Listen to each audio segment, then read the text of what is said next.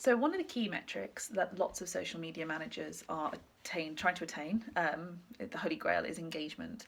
What we're doing for the brands we're working for or working with is trying to create a really engaged, active, genuine audience for them on each of the platforms they work on.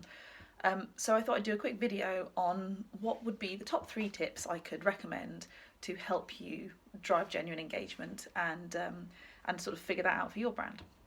So these would be, for me, just at a high level, understanding your audience. It'd be setting really clear goals and objectives. And thirdly, being very aware of just how true the saying content is king is true. So going into those in a bit more detail, understanding your audience, it's fairly self-explanatory. You need to know who you should be talking to, who finds your product interesting, who is it relevant to. Now you can find a lot of that information in the back-end analytics of lots of the platforms. You can see the genders, the age range, the industries, the levels of interest people have, and in some cases you're able to organically target. In Facebook, for example, you can organically target your normal organic posts towards a certain element of people who are interested. But one of the things that a lot of companies fall foul of and can be quite guilty of is also when it comes to understanding their audience is not realizing that understanding which platforms their audience actually sit on is just as important.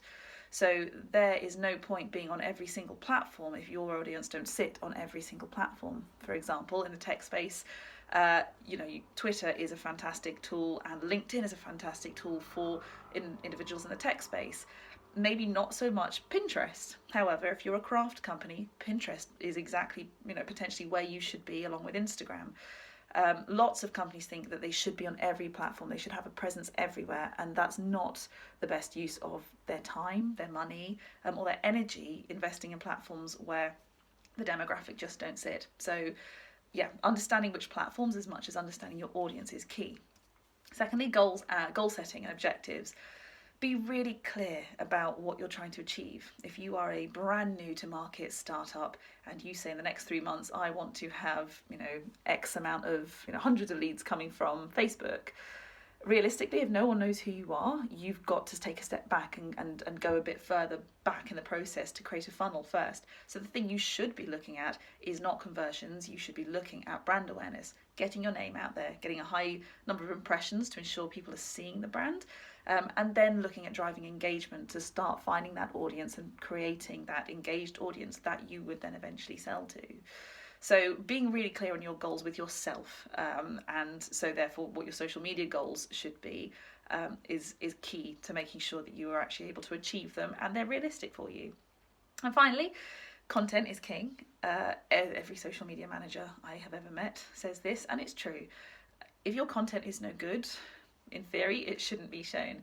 It's the reason why I think a lot of social media managers quite like the fact there's been these huge changes on the platforms in the last couple of months, whether it's Instagram with the like count disappearing, or it's YouTube being more geared towards genuinely engaging content as opposed to content that breaks the loop on a YouTube feed.